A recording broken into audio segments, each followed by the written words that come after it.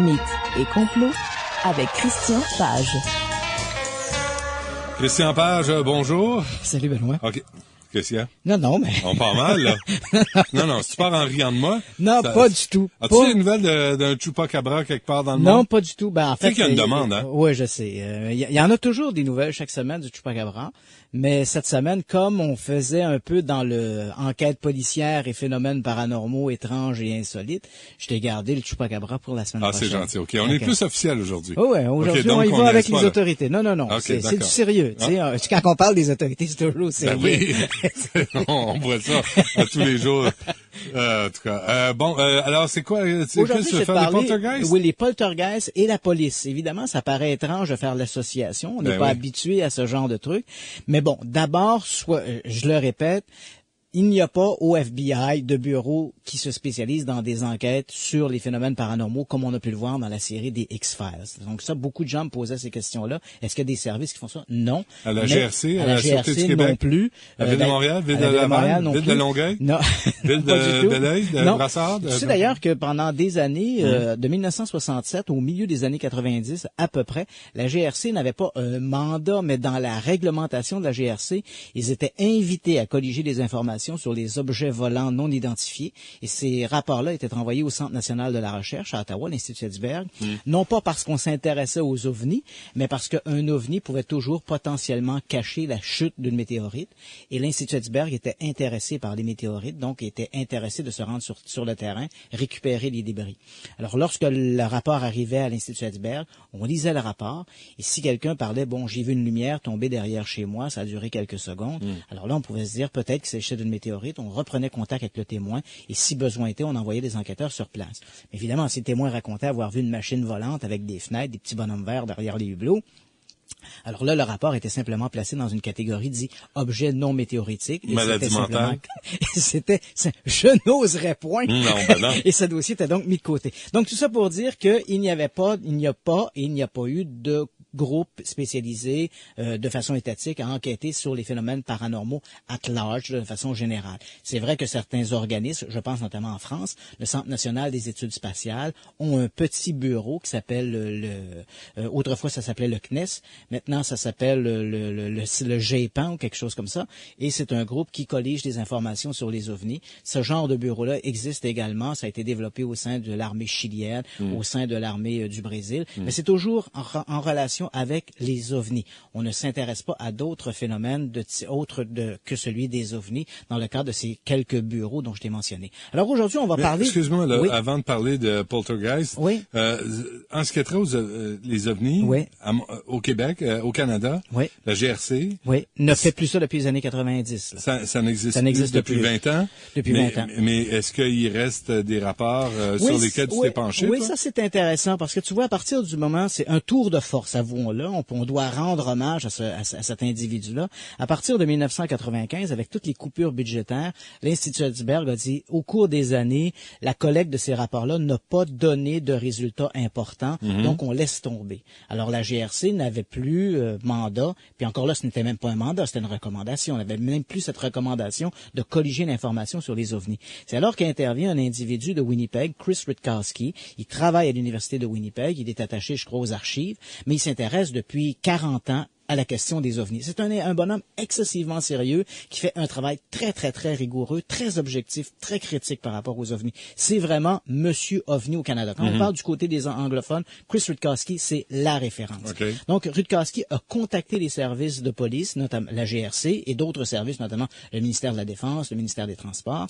Il les a demandé de continuer à colliger ces rapports d'observation, mais au lieu de les envoyer au Centre national de la recherche, de l'envoyer à lui et que lui colligerait ces rapports-là, ne serait-ce que pour des besoins statistiques. Et dans l'ensemble, ça a plutôt bien fonctionné. Évidemment, certains ont été rébarbatifs à cette idée-là, mais la plupart, je dirais 80% des services déjà sur la sellette par ce genre de travail-là ont accepté l'invitation de Rutkowski. Et aujourd'hui, c'est ce bonhomme-là, un individu, un privé, qui reçoit chez lui chaque année les rapports d'observation d'OVNI, qu'il collige. Il fait un travail de statistique extraordinaire et chaque année, il publie un rapport concernant ses observations d'OVNI. Évidemment, pour ses conclusions, il s'en remet aux organismes locaux. Par exemple, s'il obtient un rapport de la GRC concernant un OVNI qui s'est produit au Québec, il va me contacter moi ou d'autres individus au Québec qui se présentent comme étant des ufologues, et ces gens-là vont être invités à aller faire un suivi d'enquête, à aller colliger de l'information. Okay, il y a des contacts un peu comme ça. Bon, et donc, il publie une fois par année les rapports statistiques de ces observations. Encore aujourd'hui. Okay. Et ça, c'est vraiment un tour de force. Mais il y a rien de concluant. Non, hein, c'est toujours un peu la même chose, une série d'observations, mais quand on arrive sur place, le petit bonhomme vert a toujours foutu le camp. Ouais, donc, c'est toujours un peu là. Okay. Mais des observations intéressantes, mais qui ne forcent pas toujours à accepter qu'on est visité par des extraterrestres. Poltergeist? Oui, les poltergeists. Donc, après cette pause. Bon, ben, allons-y.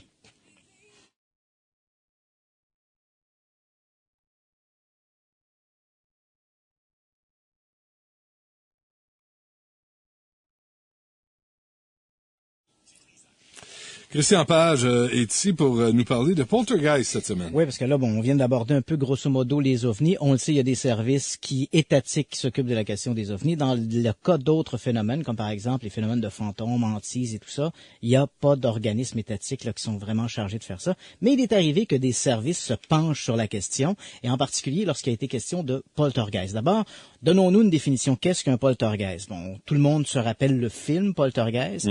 D'ailleurs, des gens m'ont demandé est-ce que ce film est basé sur une histoire vraie. C'est un film qui était tourné au début des années 80. Steven Spielberg avait participé au film.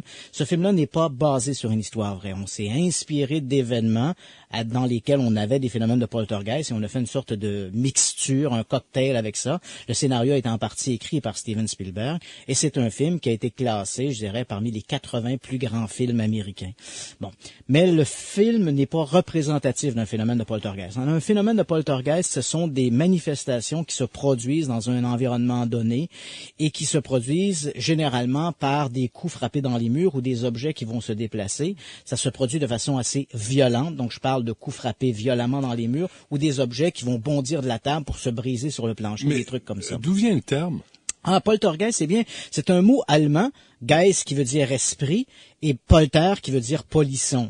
Donc, on pourrait traduire par esprit espiègle ou quelque chose comme ça. Okay. Le mot, encore là, n'est pas très significatif, parce que je te dirais qu'on a deux définitions de ces phénomènes de poltergeist.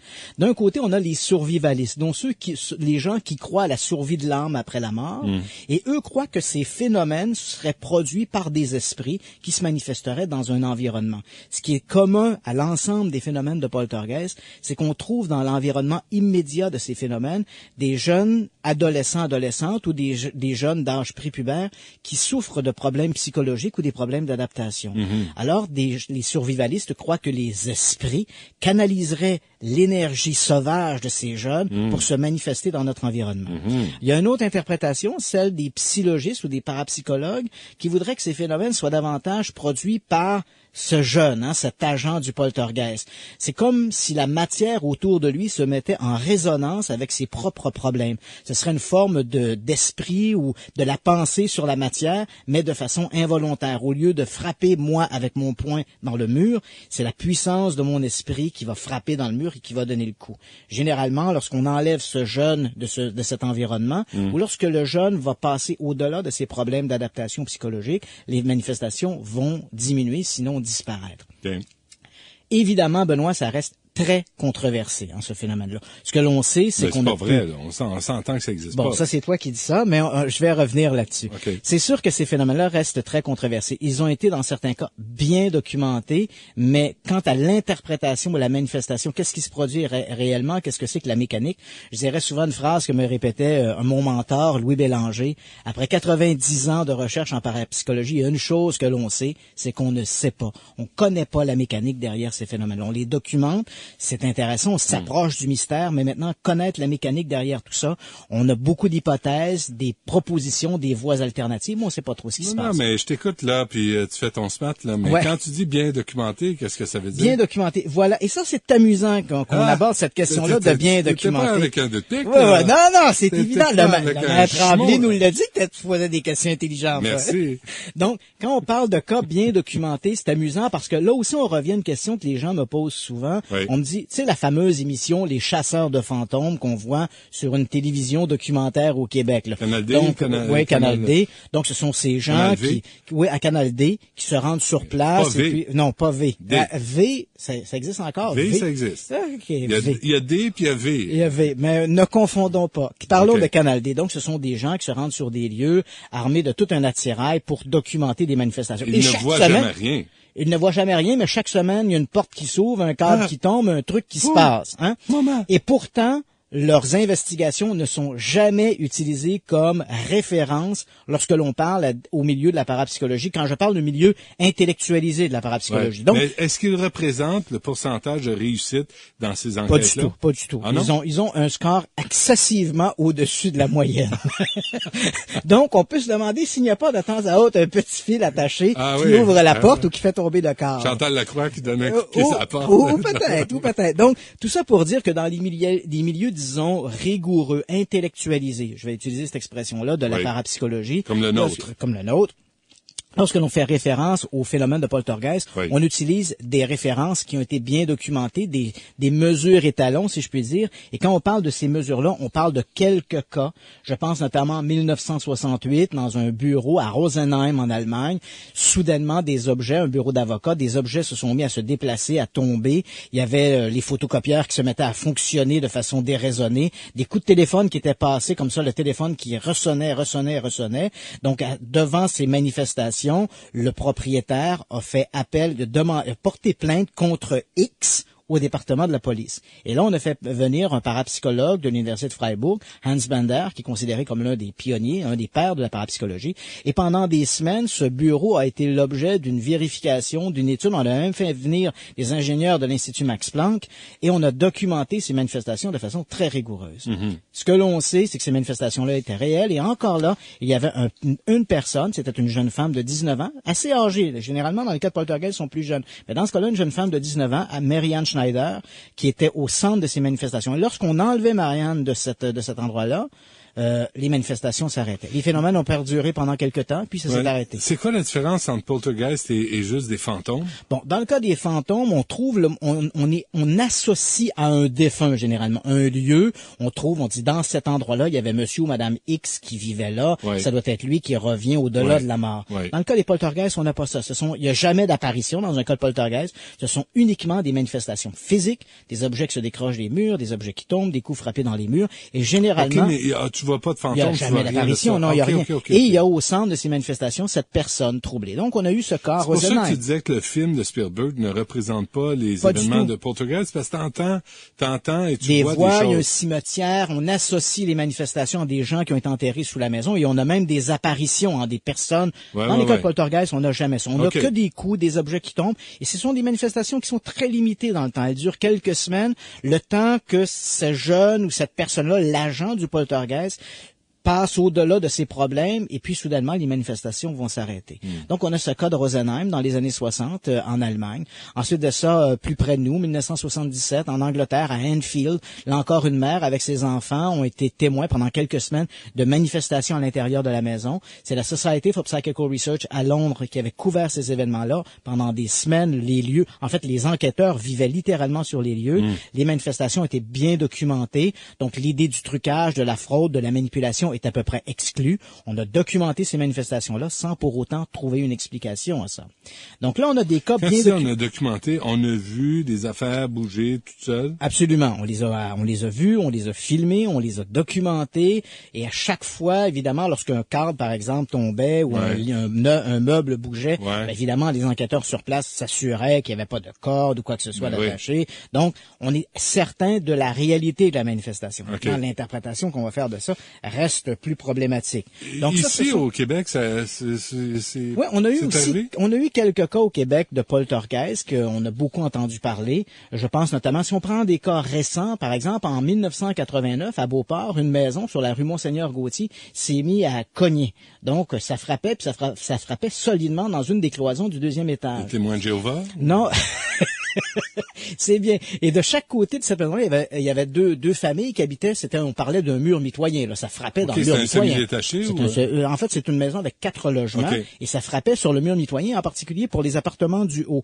D'un côté, il y avait une Madame sans chagrin. Je crois de l'autre côté, Madame Cochrane, qui avait d'ailleurs 2 filles qui peut-être étaient les agents du poltergeist. Quoi qu'il en soit, ces coups-là résonnaient de façon régulière, mais il n'y avait pas une structure, ça ne frappait pas à un moment précis, les bruits ne résonnaient pas en suivant une cadence particulière. Alors, toutes sortes d'explications, et encore aujourd'hui, quand on parle de l'histoire du poltergeist de Beauport, tout le monde a un peu leur petite explication parce que les médias ont beaucoup parlé de cette histoire-là, et certains ont dit que ça doit être un tassement du sol, il faisait très très chaud à l'été 89, un tassement dans le sol. D'autres ont parlé de l'accumulation de gaz dans les cloisons qui pouvait provoquer une sorte de claquement qui faisait bouger les cloisons. On avait enlevé des morceaux de gypse pour voir à l'intérieur du mur, pour constater en fait qu'il n'y avait pas d'accumulation de gaz, il n'y avait rien qui expliquait ces manifestations. Et pour ce qui est du tassement de sol, tout ça, les maisons autour de cette maison, rue Monseigneur Gauthier, ne souffraient pas de ces troubles. Et les phénomènes ont duré quelques semaines, et puis le phénomène s'est arrêté. La police de Beauport ont même fait évacuer la maison parce qu'on craignait pour la sécurité des gens qui vivaient là. TVA, à l'époque, avait couvert l'événement, et de façon assez extraordinaire, au moment où Madame Sans Chagrin parle devant la caméra, le mur bouge devant la caméra. Donc, on entend les coups frapper dans le mur.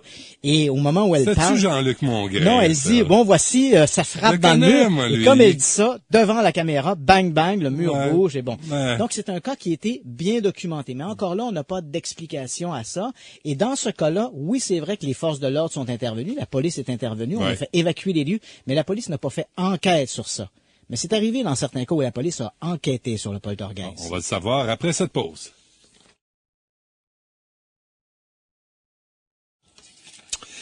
Avec Christian Page, et on parle de poltergeist. Là, la dernière partie, c'est la police et poltergeist. Oui. Là, on a mentionné cette histoire de maison où les policiers ont fait évacuer parce qu'on craignait pour la sécurité des gens. Jean-Luc Mongrain est allé tourner un reportage. Non, c'était pas Jean-Luc. Mais bon, dans ces cas-là, la police n'est pas intervenue directement dans l'affaire. Alors là, je vais te passer un document, parce que je sais que tu aimes voir des documents. Tu vas être sûr que le document existe. C'est un document exceptionnel. Ah oui? C'est le rapport des policiers de la ville de St. Catharines en Ontario.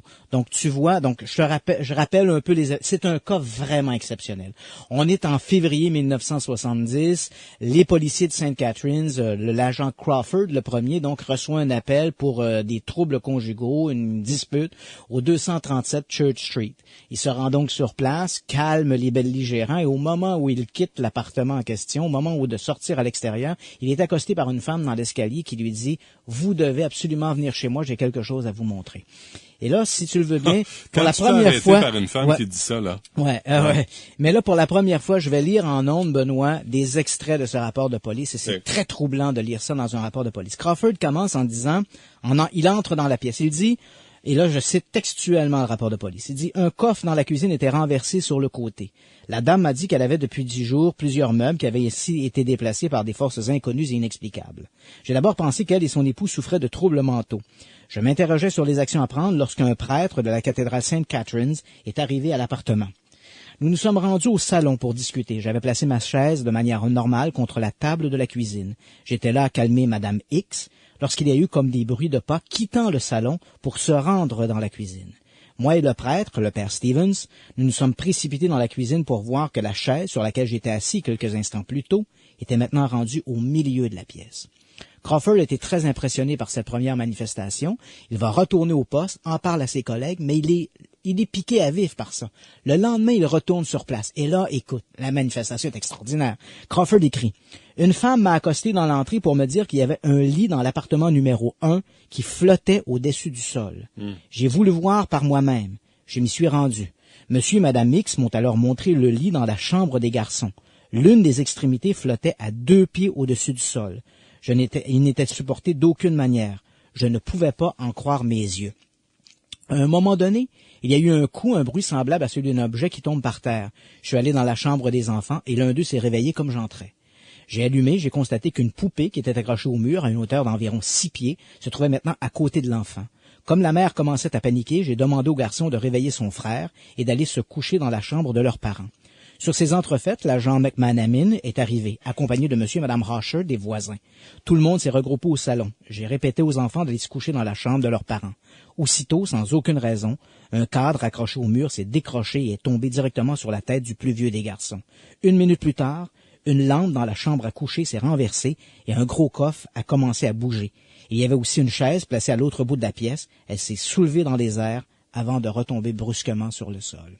Et là, ce qui va se passer... Ça, c'est un policier. C'est un policier, c'est textuellement son rapport de police. Crawford retourne au poste. Il parle de ça à ses collègues. Et là, évidemment, tout le monde veut voir ça. Et pendant des jours, les policiers vont se relayer au 237 Church Street et chacun de ces policiers va être témoin, lui aussi, d'événements tout à fait extraordinaires. De tous ces policiers? Tous ces rapports-là, tu les as entre les mains. Et moi, il y a quelques années, j'ai entrepris de retrouver les policiers. Évidemment, beaucoup d'entre eux sont décédés depuis. On parle d'un événement qui s'est produit en 1970.